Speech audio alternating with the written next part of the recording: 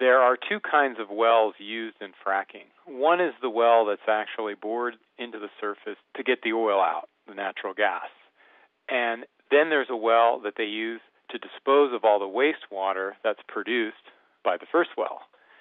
The quakes that I discuss in this story are coming from the second well, what they call disposal wells. It's all related to the fracking industry, but it's a mistake to say that the physical act of fracking causes an earthquake. They indeed cause very tiny earthquakes. That's actually the whole point. But they're microquakes that no one would ever really feel at the surface. You have faults everywhere. A lot of them are dead, meaning they just haven't been active in thousands of years. And the disposal well will either be drilled directly into one of these faults or beside one or above one. And when you start pumping fluid in there, the fluid is always going to try to find kind of a way out, kind of like a crowded room and people trying to escape. And the way out is in tight rock is going to be a fault because there's going to be space in there. And so it's not so much that it's lubricating these faults and releasing them. It's just that water, the more you pile on top of it, it actually starts to create pressure. And it nudges apart these old faults. And all it takes is a little nudge, and then they release. They sort of pop, as the scientists sort of use the term. They will just pop apart and quickly create an earthquake.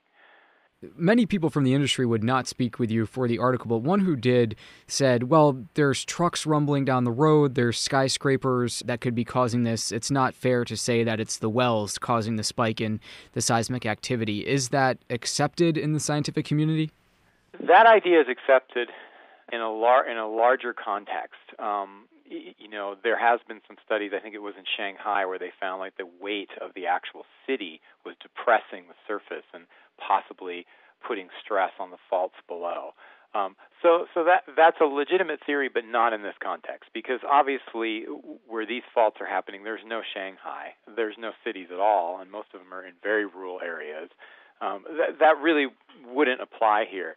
And one of the scientists who worked for the oil company I talked to, who told me that this was before a major study was published, which just came out last week, basically connecting the quakes in Oklahoma to some of these, or linking them to some of these well injection activities.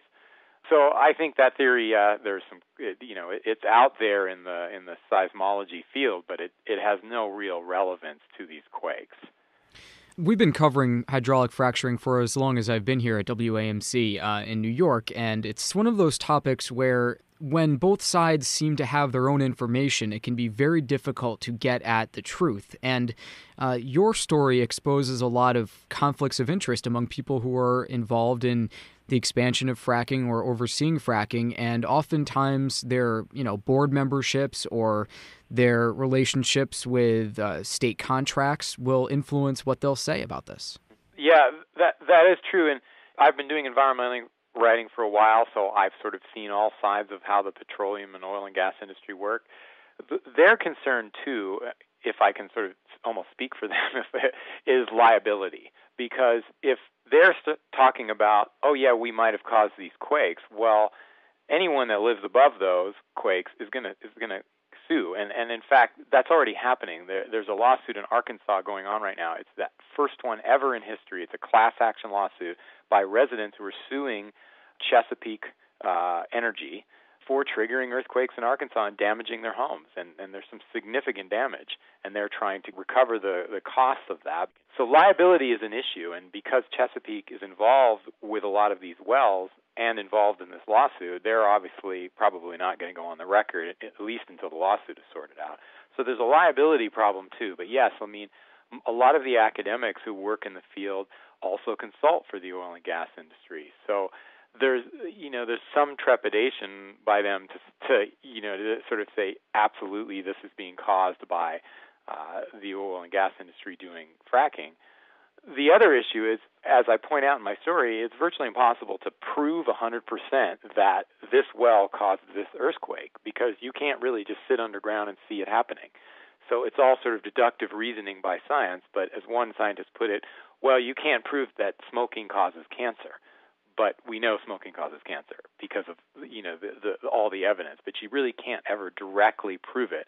And so that's another reason that there's a lot of waffling when you talk to people. But as I was finishing up my reporting, I sort of went back and surveyed all the scientists I talked to, and I really said, look, is there really any doubt that injection wells of wastewater are triggering earthquakes? And nobody had any doubt. It is happening. There's no question. I don't think anyone thinks that these quakes that have been directly over wells that have started as soon as they start injecting are caused by anything else. But at the same time, let's play this out a little bit. This is a billion-dollar industry that's looking for new places to expand. And I wonder if there's a certain point where it's worth it to have some 5.6 earthquakes every now and again in new places if it means $15 billion to a state's economy. I mean, is that sort of part of the calculus now? Well, I mean, eventually one of these quakes is going to kill some people. It almost did in Oklahoma. So is that worth it? I don't know. But there's an easier answer: is that these are easy to prevent because these injection wells, which are for waste disposal, don't necessarily need to be located right next to where they're doing the fracking. They can be located in safer areas. It might, depending on how far the water is already put into trucks and tanked to the injection wells. So is it going to cost them a lot more to go 100 miles instead of 60 miles or 10 miles? I mean, that's one thing. The other thing is the oil companies who use these wells already do seismic studies of these areas. But it's proprietary information because they don't want to tell their competitors what they're finding, so they keep it all proprietary. There's probably a way to find a middle ground so that there can be some seismic regulations put into place, and the oil companies don't necessarily have to release this seismic information, but based on what they find, they could say, hey, this is probably not the best place to put an injection wastewater well. So avoiding this problem is actually not so difficult. It just has to do with where you locate the wells and essentially how much fluid you put in them. Another problem relating to what you had suggested is they don't really know how big these quakes can get. A year ago, they were saying maybe 4. Then this study came out last week at the University of Oklahoma that put it at 5.7. That's pretty big in a place that doesn't have earthquakes. I mean, I drove out there. Houses had collapsed. There was fissures across the road that were a foot wide that cracked open. That's pretty big, and there's been some thinking that they could get bigger in places like Dallas, where they've been having a lot of quakes. And you could get a 6 or a 6.5. I mean, at that point, you're talking major destruction. So there's a question on how big these quakes can get. No one knows. And until we really know, I don't know if it's worth taking that gamble. That's reporter Michael Behar. He writes about fracking and earthquakes in the current issue of Mother Jones. And Michael, thank you very much for your time and for your report. You're welcome.